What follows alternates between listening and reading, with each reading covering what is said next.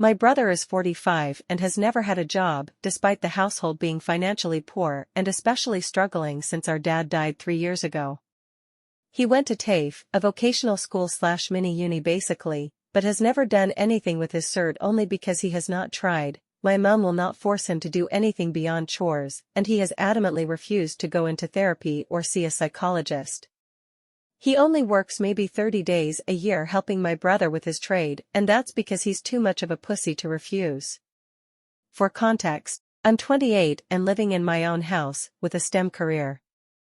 I'm not exceptional at what I do or a particularly hard worker, but I make a good amount of money, and have put in the effort to earn what I have. I live in a different city, 9-hour drive, so the issue isn't as severe as it comes off as at first, but I do visit them a few times a year. Everyone in our family speaks to each other, and that brother and one of our sisters are the only dysfunctional siblings who end up causing 80% of the tension. I've become a pretty direct and confrontational person unlike everyone else, so I start the vast majority of fights, but also cause the most progress, so I consider that a worthwhile trade-off.